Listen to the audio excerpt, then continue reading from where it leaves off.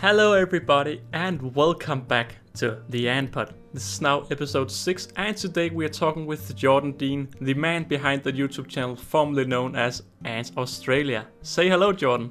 Hello everybody. Thanks for having me on. I'm excited to be here.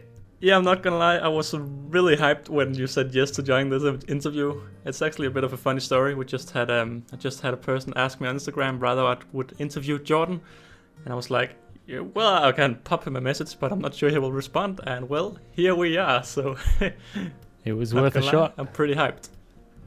Yeah, it is. Either way, I'm really happy to have you here on the show.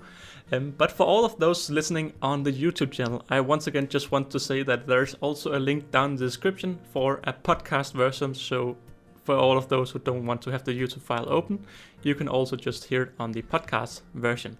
But Jordan, before we go into all of the audience questions, because we have quite a few, let's just get a little bit of the chat rolling. So how are you doing? Yeah, not too bad. It's a beautiful spring day in Melbourne, Australia. And yeah, the ants are starting to wake up.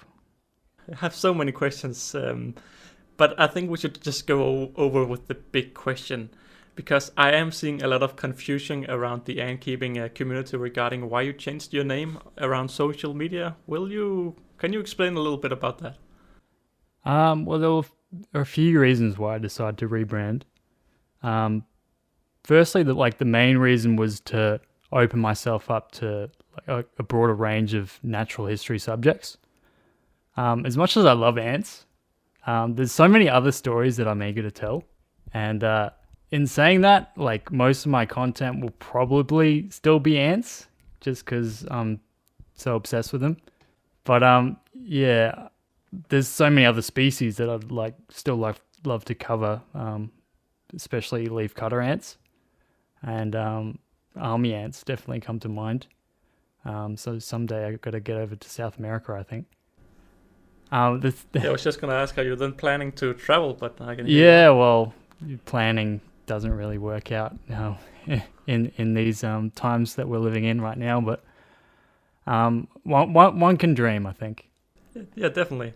So the simple answer is just that you just want to open you up to a wider... Yeah, to open up to a wider range of natural history subjects. And the second reason is to also branch off from the business side of things at Ants Australia.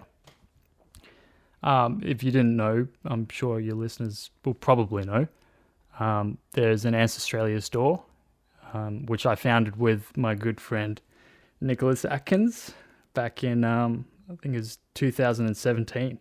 So yeah, a while ago and now. Since 2017, I've been wanting one of these products, but yeah, haven't got them yet. I'd imagine it would be quite expensive getting them shipped over all the way across the world. Exactly, and that's the main reason I don't have them. Yeah, fair enough. So was this a quick decision, or was it a long thinker? I mean, from the beginning, I started the YouTube channel before I started a store. So my goal was always to make videos, and that was always my passion. So when it came to the business side of things, of opening up a store, it was an exciting endeavor. And but it wasn't really what I wanted to do. I didn't really want to be spending 8 hours of the day sanding a block of brick, because that's essentially what you do to create the Waitong nest. Yeah, I can imagine that it quickly, also just talking with other store owners, it quickly takes a lot more time than you plan. Yeah, and there's a lot of things that you just don't consider when you're starting a business. Especially my very first business. Yeah, it was a bit overwhelming, but in saying that I'm taking a step away, I'm still probably going to be involved with Ants Australia in the future, but albeit more as a brand ambassador type of role. For example, recently the Ants Australia team sponsored my annual colour in contest, and they offered up their ant farms as prizes. So that's sort of a way that we'd still be involved with that sort of sponsorship sort of relationship. Okay, so it really sounds like you have taken, like, if this is a sponsorship, because when I saw it, I just thought you were sponsoring yourself, but you've really, like, you're not with Ants Australia at all anymore. Okay, well, you are an ambassador, but thinking wise, you're not a part of them Yeah, at all. so there's been some separation there now. Yeah, okay. We, as I said before, we do have a bunch of viewer questions, and I must say, you haven't uploaded for 11 months, I think, and we don't have any negative comments at all. We just have positive comments, people saying, I love your videos, and that they can't wait to see you return to the channel. And I must just say, it's amazing to see that people are so acceptance of you being gone and now starting to come back. Yeah, that's certainly great to hear that, you know, there's people still supporting my work and wanting to see more. Yeah. And I definitely realize that the videos have become a bit of a scarcity lately, to say the least. Yeah, well, I must say, the quality you make when you upload, I think it pays up for a lot of the lost time, because your videos are quite insane on a good way. But we have 4 questions that really repeated themselves quite a lot. The first question being, what is your favorite ant species? Now, this is probably one of the hardest questions you can ask an ant keeper, but is there one species that really stick out to you? That is definitely a tough question. I'm going to cheat and I'm going to say 2 different species. We've got a tie. Oh. I'd say probably weaver ants. Ocephalia smaragdina, however you pronounce that. And giant bull ants. Mainly just because they're so different from pretty much any other species. They're just so unique. Like weaver ants, like for example, like making their nest structures out of leaves up in the canopy, using their larvae to stitch them together. How cool is that? Yeah, it is. It's so crazy how they have started to figure this out so many thousands of years ago. And obviously, giant bull ants always have a special place in my heart. Just because, you know, they're such a common species where I'm from here in Australia, and I've had so many fond memories of them as a kid. Like I was pretty fortunate as a kid to have parents which would take me out camping pretty frequently. So pretty much every school holidays I was out in the bush somewhere. And I remember catching march flies, which are like these big biting flies. And they land on your arm, but they're like really slow to bite. They take like several seconds to bite you. And I remember swatting them and then picking them up and then carrying them over to the bull ants that were walking by and just handing them off one by one. And so I think that's my very first memory of a Myrmecia bull ant. I'm impressed your first memories aren't negative, as they are a bit aggressive, as far as I've heard. Yeah, that it could have gone badly. I mean, I'm sure a lot of kids have been stung by one, and then, you know, for the rest of their lives, they've just got this negative connection with them, and they never let it go. Maybe ever let it go. Yeah, but that's sadly how ants can affect you. Luckily, they have not affected you in that way. The second question that we have a lot of people that have asked is, if you could keep any exotic species from around the world, what would it be? Also a tough question. Probably leafcutter ants. I wouldn't have a clue on how to raise them though. I'm getting my leafcutters pretty soon, and I'm really hyped for them because, well, they have been a dream species for so long, and luckily here in Europe we don't really have these hardcore laws with importing animals and stuff like that. Right. So. Yeah. Exactly. Yeah. But yeah, again, leafcutters are just such a unique species. I mean, the way they farm fungi and use it to nourish their colony is just incredible. And also like the vast variance in worker sizes, like the super specialized tiny nursery workers and those massive soldiers with, you know, heads specifically designed for cutting up leaves. Yeah, it's an amazing species. I've really got to head to South America one day. Yeah, got to see these guys in person. Definitely on my to-do list. Yeah, but it must be a totally different thing seeing them in real life, as you can't really see them going down to the fungus. It must still be interesting, but you can't really see the fungus part. Yeah, that's true. But even just seeing the ants like cutting up leaves, like, I mean, that's pretty rare for ants. Yeah. Not many ants do that. No, that is very true. Now, the third question that we have a lot of people asking is, when will you upload again? And adding on that, the Urban Ant Keeper asks, do you plan on putting out a feature-length film, or will you continue with these half-hour document format? Well, as to the first part of the question, currently I'm working on a documentary on, well, my tide favorite species, Myrmecia, which is almost done. I've just filmed I've just finished up filming. I just need to edit everything together now. So yeah, that's on its way. But in the meantime, I've also been working on like a little channel trailer just to give some people some insight onto why it is that I rebranded the channel and my future plans and basically what I mentioned earlier. Yeah, it will be nice for, not sure how many who will listen to the podcast, but I don't think it will be all of your subscribers. Yeah, well, there's always going to be some conversion loss in those sorts of things. Yeah, exactly.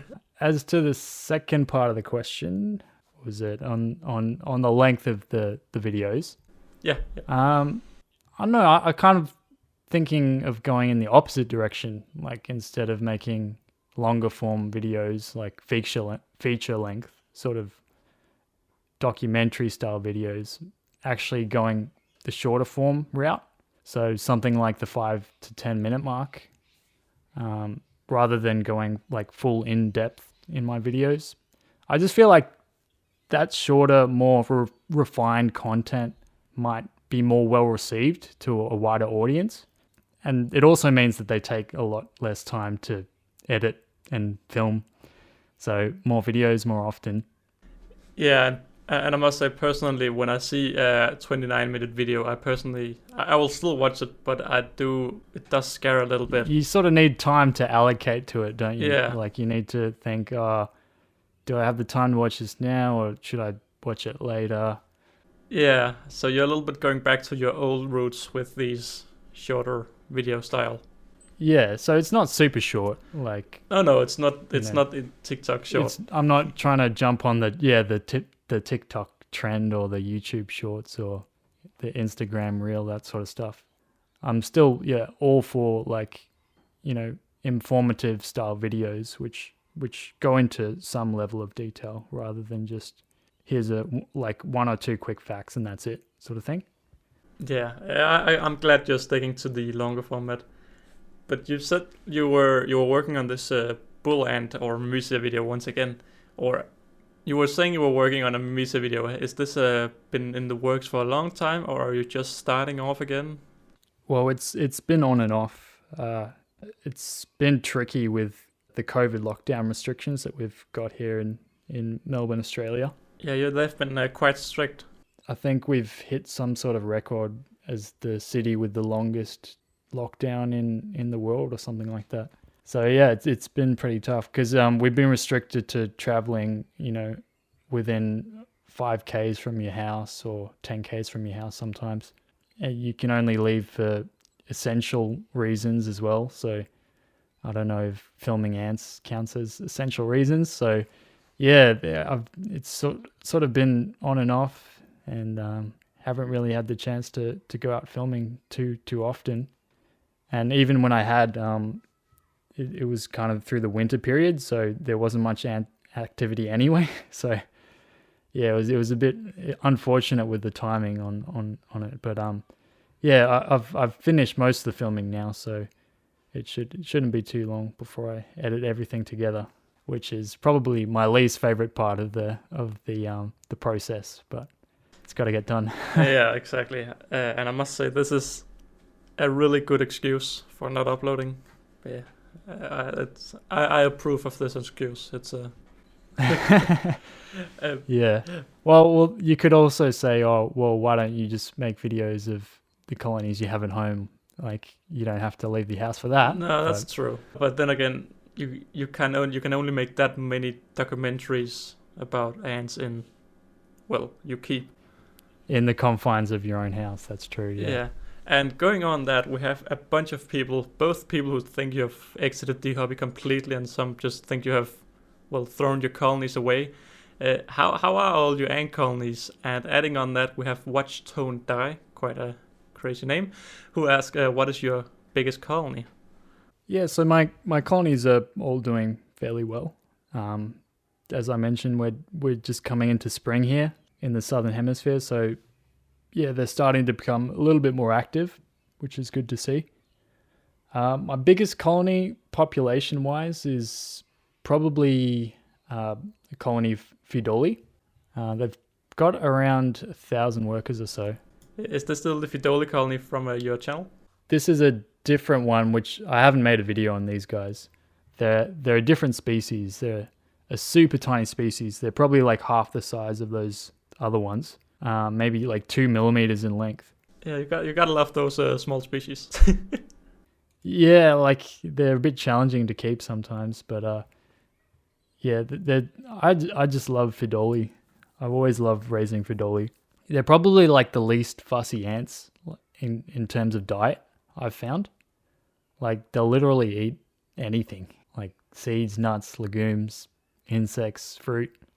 They just don't care. Yeah, it's quite funny hearing this because most of the people I talk with here in Europe has quite a difficult time raising most native Fidoli species, as they're quite the opposite. Quite Oh really? Yeah. That's interesting. Yeah. Yeah, but that's just how it is going around the world. I mean, well, yeah, there's such a diverse genus. Like, how many different species do they have? Like thousands. yeah, it's insane how many ant species there are. If you just look at everything, it's insane. It's must say. No, I just mean within the genus of Fidoli. Yeah, I yeah, think that's true. There must be I think around 1,000. I just recorded with Aussie ants and Nova ants about Mimisia, and they also said that there were 97 different Mimisia species, and they only live in one country. That's insane. And that made you even more jealous, I assume. Yeah. But yeah, that's how it is being in Europe, where we have all these good boring species. Well, we have some interesting species, just not in Denmark. So. Well, you got the harvester ants, right? Yeah, exactly. Europe does, Denmark doesn't. So okay. I can't even be proud of that. But going on with the next question, we have Ansk Wa, who asked, how did you get into the ant keeping hobby? And together with that, we have Fars, who asked, what was your first species? I think I was like always interested in bugs, like since a young age.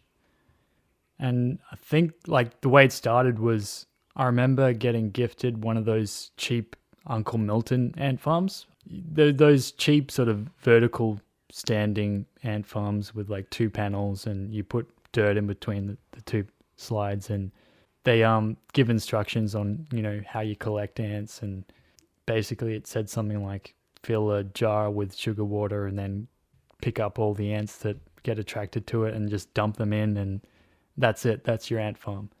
And yeah, they're not really designed for the long-term keeping of ants. So I think when I tried it out and I got the ants in there and they dug around for a little bit, they might have only lived for, you know, a few days, a week at best. And so yeah, that's after that I was pretty put off ants and ant keeping, and the box, it got put away back in its box and it never saw light for several years later. And yeah, so several years later, I was sorting out some old things and I found this old Uncle Milton ant farm, and I was curious. I was thinking, oh, you know, what happened with that? And I did some research online, and I was looking at, you know, how you need a queen ant to really make an ant colony functional. So then I was looking into, you know, queen ants, and then how would you find a queen ant? And one thing led to another, and before I knew it, I found my very first queen ant. How old were you at this time? I think I would have been around 17. Okay. So it was about 10 years ago. It was a while ago. Yeah, time flies. Anyway, the very first species was Iridomyrmex, which, for anyone in Europe listening, it's basically the equivalent of Lasius niger. So basically just a super common black ant. Yeah, this is where my Australian ant knowledge isn't the best, because I thought you said the meat ants, but they must be closely named the same, or maybe I'm just all wrong. Yeah, so I wasn't certain of the exact species, but it was in the genus Iridomyrmex, which meat ants also fall under. They're Iridomyrmex purpureus. Okay, and then I'm not all lost yet. The next question we have is how many colonies do you currently own, and are you imagining these number will increase or decrease over time? So I'm currently looking after, I think, 7 colonies. So there's 3 Camponotus species, 2 Myrmecia species, 1 Rhytidoponera species, and that 1 Pheidole colony I was telling you about earlier. That's not too many, actually. Yeah, not too much. I've actually been trying to limit my colony numbers over the years.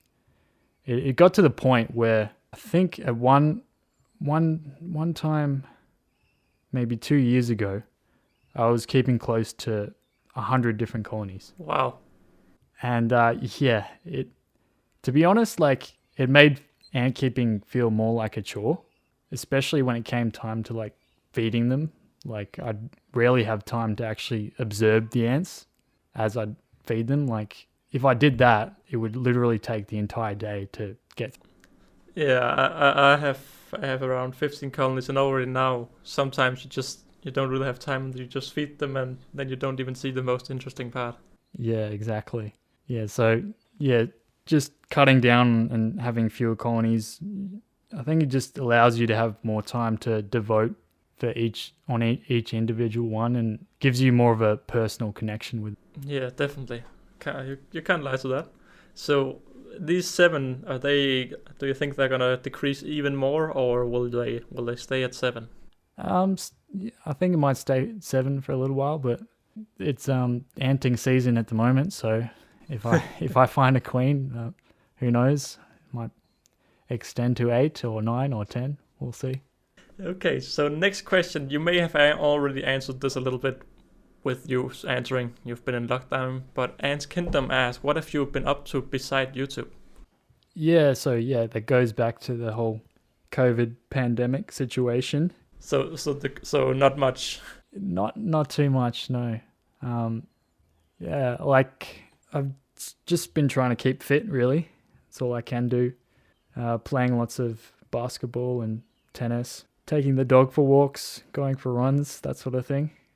Trying to keep somewhat sane during lockdown. I think exercise is a good way to do that. Yeah, a lot of people have really gone into exercise during this COVID.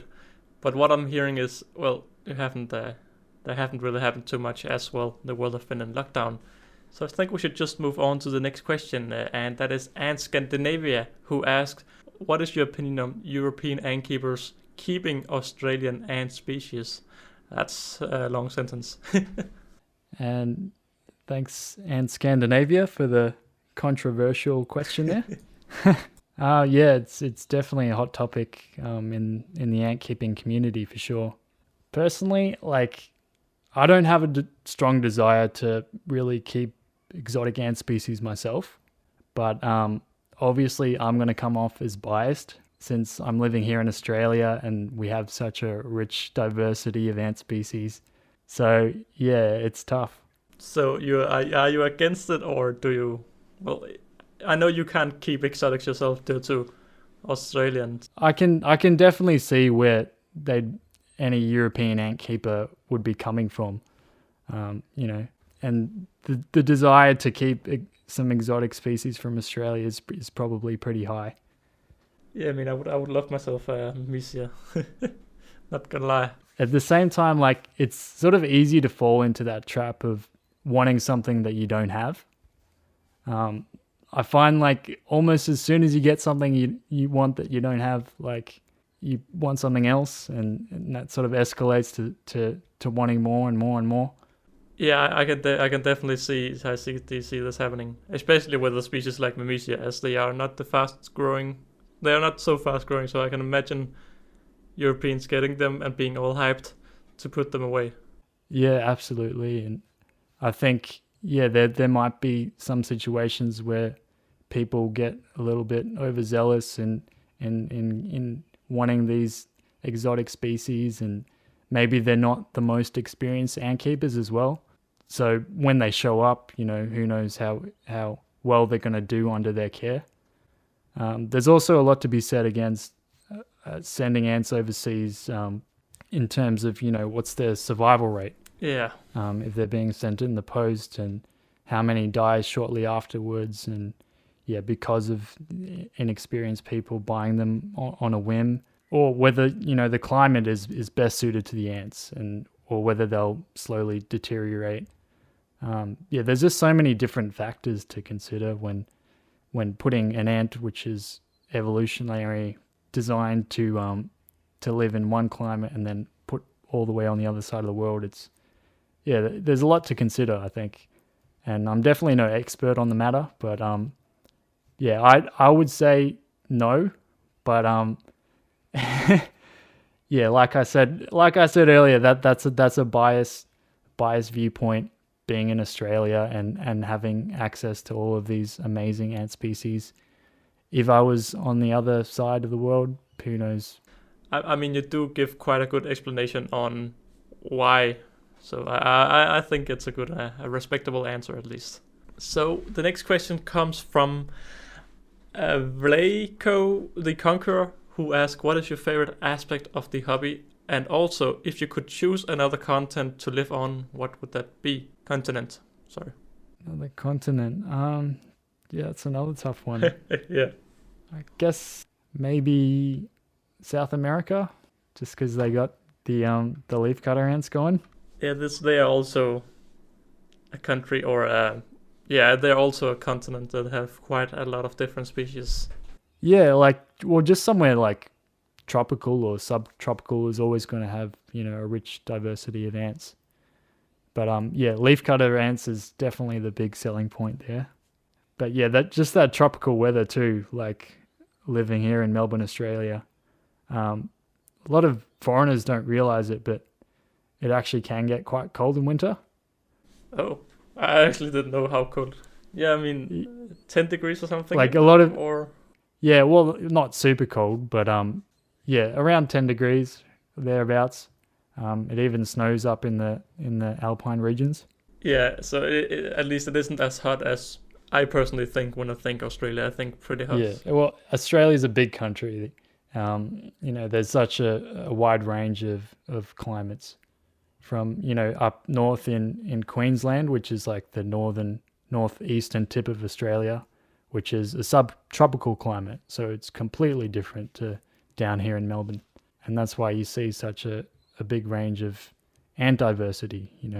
You got those weaver ants up north, and the bull ants down south. It's all pretty well separated. Is there any laws within Australia with shipping ants from one side to another, or is it just like one country? Yeah, there's different laws depending on what state you're in, and there's different laws on exporting and importing. So some states are really strict. They won't let anything be exported out, or they won't let anything be imported in rather. Yeah. So yeah, for most states it's pretty relaxed. Yeah, I mean, I hope it should be for people who were driving across them. But going back to the question, we also have the first part of the question, that was, what is your favorite aspect of the hobby? Favorite aspect of the hobby? Probably witnessing the Queen produce her first generation of worker ants. I think that's always been a pretty special moment. Just like seeing all the Queen's hard work finally pay off.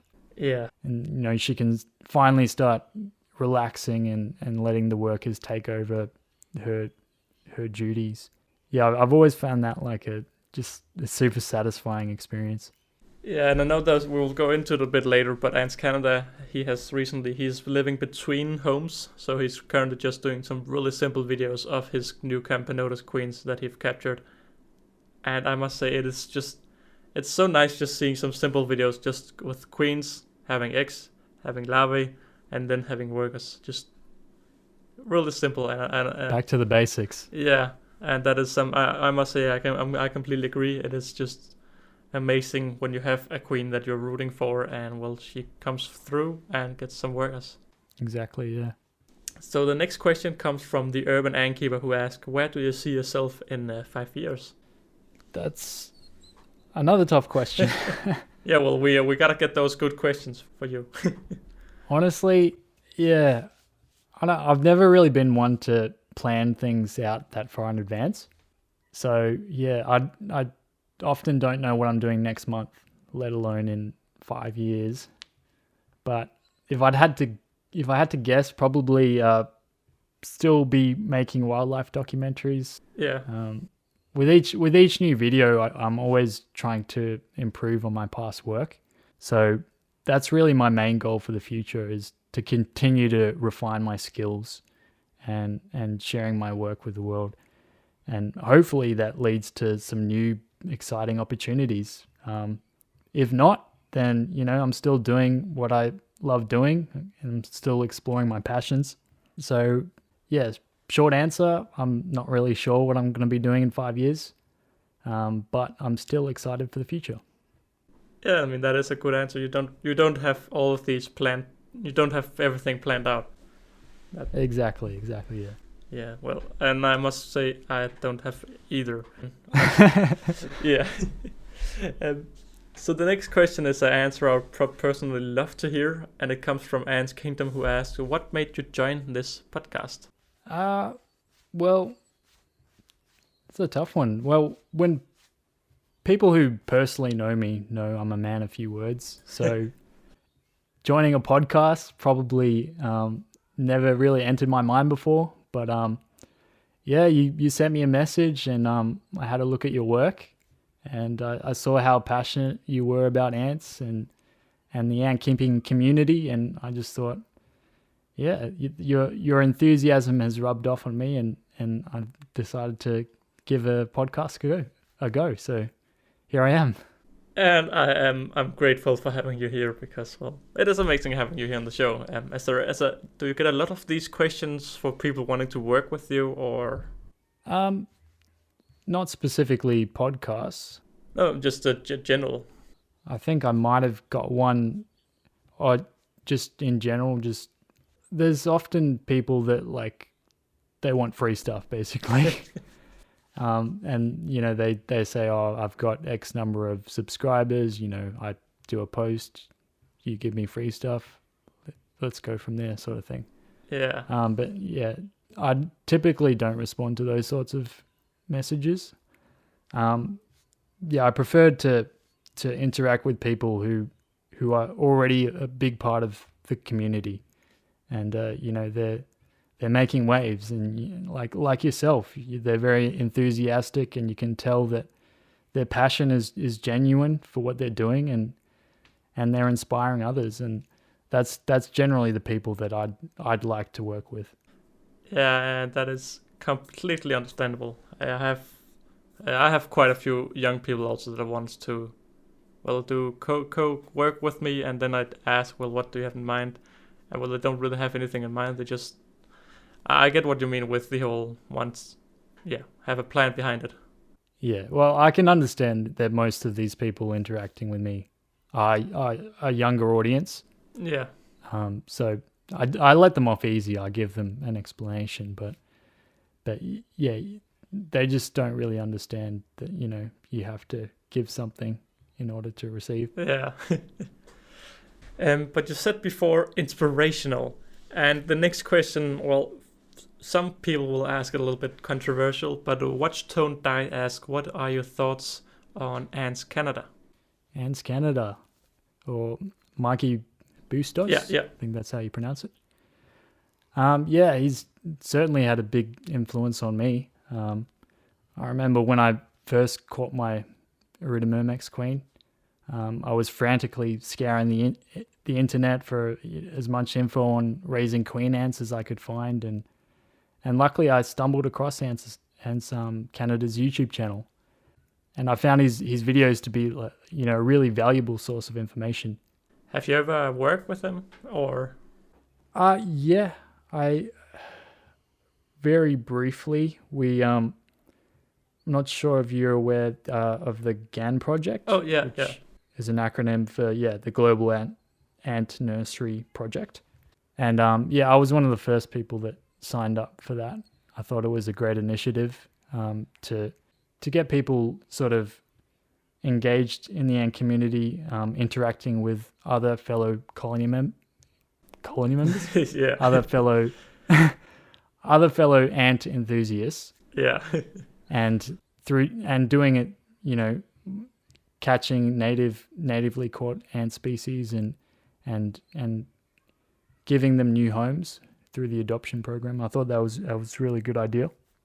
Well, when I personally heard that I was doing this, I also popped in a little bit later to see if there was anybody in Denmark. But sadly, there wasn't, so didn't work too well in Denmark back in the days, at least. Yeah, well, in the early days, there wasn't too many people that were signing up, but I haven't really looked at it nowadays. Have you had a look at it recently? No, I think recently was 2 years ago, and in Denmark it was still quite dead, at least. But Right. Do you still follow Ants Canada today and watch his videos? Well, I don't watch nearly as much YouTube as I used to. I think the more that I learned about ants and like the more experienced of an ant keeper I became, the less and less I referred to other ant YouTubers, just because most of their content was aimed towards beginner ant keepers. So, their content was tutorials on things that I mostly was pretty well knowledgeable on. So that didn't really appeal to me. But yeah, nowadays I don't really watch that many ant videos or ant YouTubers. But occasionally I have a look at what Ants Canada's doing, and his videos have become a little bit different to what they used to be. But that's understandable. Like he's definitely going for a different audience than he was initially. I feel like he's definitely targeting a younger audience base, which is totally fine, like, and understandable. Like, if you want the ant keeping hobby to grow, like, you've got to reach a wider range of people. And I think reaching the younger audiences is probably the best, because, the younger you get them hooked, the more they're going to be involved with ant keeping in the future. And I think some of his content can be a little bit sensationalized and melodramatic, but that's what people like to see nowadays. Like, if you look at the YouTube trending list, it's all about that sort of content. So if I really commend him for what he's achieved. Yeah, it is really impressive, and I think he is the reason that we have so many young people within the hobby today. And I must say, I can't wait to see the hobby in 5 years or something, when all of these, well, really young people have turned into a bit more of an adult, and seeing how the hobby has grown since then. Yeah, like, absolutely. You do have 4 million subscribers and gets thousands of regular viewers, so... Yeah, it's amazing how fast the hobby's taken off. Just in it sort of peaked around 2016, and then I think he must have gone from 100 or 200,000, jumped all the way to into the millions, just like sort of overnight that happened. Yeah, I remember, I think I started ant keeping in 2017, or I got the interest in the hobby in these 2016, 2017, due to one of Ants Canada's videos going extremely viral. And yeah, he got me into the hobby. And the nice thing was that when you got into the hobby with him, you could then start searching other YouTubers, and then you find your videos who was a little bit more down on the ground and documentary style. So it was amazing working with both of you, seeing this person gets you into the hobby and then going over to you, where you get a bit more detailed things. Yeah, it's just that different perspective. Like, everyone's going to have a different take on how they see ants, and how their passion for ants has driven their decisions, and how they make content. My style is more sort of in depth, and I'd like to take a bit more time to film the ants in the best way I can, and I've got that filmmaker drive that you want to get the highest quality possible. I don't think I'm there yet, but it's something to work towards. Yeah, you learn as you live. I mean, you learn the more you record. Exactly, yeah. But this is leading us directly into the next question. And the next question is, together with the Urban Antkeeper asking, what is your dream camera? Can you talk us through a recording session? You have showed a little bit of it on Instagram sometimes. It does look quite complicated. Yeah, I've posted some behind the scenes stuff, but not too much. Dream camera setup. Honestly, I don't think there really is a dream camera setup, because there's always going to be trade-offs. Like, even if you went out and shot with like a $10,000 Red camera, and you had like a huge tripod and external monitors and all this fancy lighting gear, you're still going to have to carry that around, so there's going to be a trade-off. Yeah, definitely. So, then you opt for something smaller and lighter and more compact. But then you might be compromising on camera features and functionality. So, yeah, there's always compromises to be made. And I think, well, in terms of what I use, I mostly use for my photos on Instagram, and all my past videos pretty much have been shot on like an entry-level DSLR, which was a Canon 1300D, which is a pretty outdated camera nowadays. But yeah, it's still more than capable of producing good images, like if you have the know-how. But I think the more you practice and experiment, like with a specific camera, the more you'll realize the limitations behind it. So over the years, I've swapped out kit as I've gone. Now I'm shooting with like a Panasonic camera, a Lumix S5, and I'm really happy with it so far. How about lighting and all this? How much do you have with you when you record? Lighting it's a really overlooked thing, especially for macro filmmaking. Like, light is really important. Yeah, I can approve on that. Yeah. Yeah, so I always make sure that I've got my lights with me, and they're just like these two little LED panels, pretty cheap ones actually, and I tend to just like position them like on either side of the ants, just to get like they call it a 3-point lighting setup. I won't go into too much detail, but it's they're just cheap LEDs pretty much, and they're designed to be super lightweight, which is a big decision making in what I carry is whether it's lightweight or not. Yeah, you move quite a lot around, I can imagine, when you're recording a wild colony. Yeah, like just to film a colony, like there may not be another colony for a kilometer or so after that, and if they're not active at that point in time, like you got to go over to the next one, and it's there's a lot of exploring, let's say, and if you're weighed down by heavy gear, then you're not going to have a fun time. No, exactly. I saw a question on your YouTube video the other day, the one you hid away, where you're the behind the scenes video, asking how you get so close without getting stung by the Mimisia. Have you ever got stung while recording, or is it like a challenging thing because you get quite close to the nest entrance sometimes? I have been stung, and to be honest, I don't know what all the fuss is about. It wasn't that painful. Like, it was maybe as painful as being stung by a bee. Tough guy over here. I don't know. Maybe I have a higher pain tolerance than most people. I don't think so. So, yeah. So are you regularly getting stung when you're recording then? No. I've been stung twice by a bulent. Oh, okay.